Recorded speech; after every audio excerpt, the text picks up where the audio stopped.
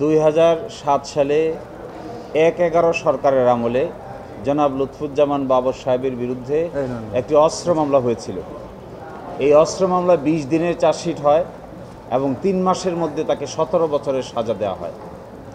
এই সাজার বিরুদ্ধে আপিল করা হয়েছিল। এই আপিল শুনানি অন্তে আজকে রায় হয়েছে। এই রায়ে তিনি বেকসুর খালাস পেয়েছেন। মূলত এই মামলা ওনাকে করা হয়েছিল যে কারণে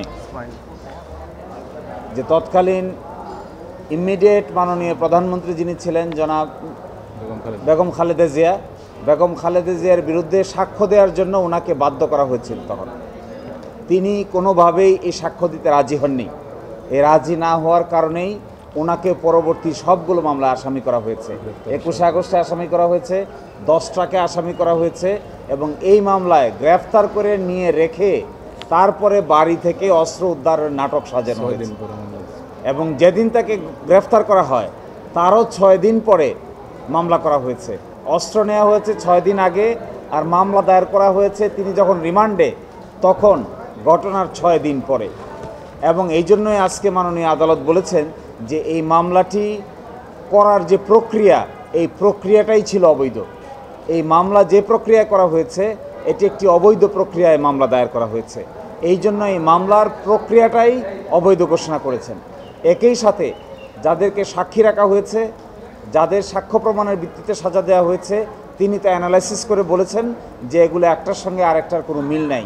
এগুলো সবই ছিল 1/11 সরকারের কারসাজি এবং এই রায়ের মধ্য দিয়ে 1/11 সরকারের মাধ্যমে যারা ভিকটিম হয়েছেন তার মধ্যে জনাব লুৎফুজ্জামান বাবর ছিলেন প্রধানতম ভিকটিম। যে কয়জন প্রধানতম ভিকটিম ছিলেন তিনি ছিলেন সবচাইতে বড় টার্গেট। এই 1/11 সরকারের জন্য এটিও একটি বড় শিক্ষা হয়ে থাকলো যে এইভাবে রাজনৈতিক নেতৃবৃন্দকে হ্যারাস করলে, সাজিয়ে মামলায় আসামি করলে তার শেষ পরিণতি ভালো হয় না। এবং আরেকটি কথা এখানে গুরুত্বপূর্ণ, এই অবৈধ আটক আদেশ তিনি বলছেন এই যে তাকে আটক করা হলো, তারপরে একটি জিডি মূলে আটক করে নিয়ে রিমান্ডে নেওয়া হলো, তখনও পর্যন্ত কোনো মামলাই দায়ের হয় নাই।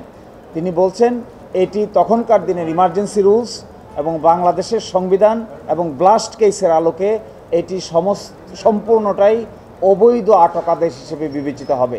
তার আটক আদেশটাই ছিল অবৈধ, সাজাটা তো অবশ্যই অবৈধ ছিল। এই ফাইন্ডিংসের ভিত্তিতে আজকে তাকে বেকসুর খালাস করেছেন। এই মামলার মধ্য দিয়ে জনাব লুৎফুজ্জামান বাবরের আর কোনো সাজা বাংলাদেশের কোনো আদালতে থাকলো না। তিনি নির্বাচন থেকে শুরু করে সকল কিছুর জন্য আইনগতভাবে উপযুক্ত হলেন এবং তিনি, আমরা আশা করব তিনি বাংলাদেশের মানুষের আকাঙ্ক্ষাকে সামনে রেখে পরবর্তী রাজনৈতিক কর্মকাণ্ড পরিচালনা করবেন।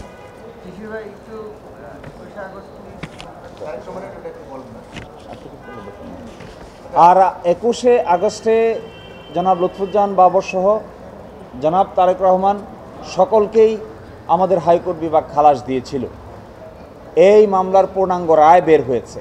পূর্ণাঙ্গ রায় বের হওয়ার পরে রাষ্ট্রপক্ষ থেকে একটি লিভ টু আপিল দায়ের করা হয়েছে। এটি আজকে সুপ্রিম কোর্টের ফুল বেঞ্চে 24 নম্বর আইটেম আকারে শুনানির জন্য কার্যতালিকায় আছে। এখনও শুনানি অনুষ্ঠিত হয়নি।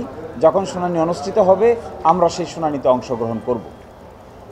আমরা আশা করি হাইকোর্ট বিভাগ যে রায় দিয়েছে 21 আগস্টের মামলায়, সুপ্রিম কোর্টও সেই রায়কে যথাযথভাবে আপহেল করবেন এবং বহাল রাখবেন। আমি দেখছি এই যে হাইকোর্টের রায়ের বিরুদ্ধে রাষ্ট্রপক্ষ আপিল করেছে, এটাই আইনগতভাবে তাদের করা উচিত। যেহেতু রাষ্ট্র আপিল দায়ের করার এখতিয়ার রাখে এবং তারা যে পূর্ণাঙ্গ রায়ের বিরুদ্ধে আপিল দায়ের করেছে, আমি মনে করি আইনের শাসন প্রতিষ্ঠার ক্ষেত্রে এরকম আপিল দায়ের করে সর্বোচ্চ আদালতে এগুলো নিষ্পত্তি হওয়া সকলের জন্যই কল্যাণকর এবং মঙ্গলকর।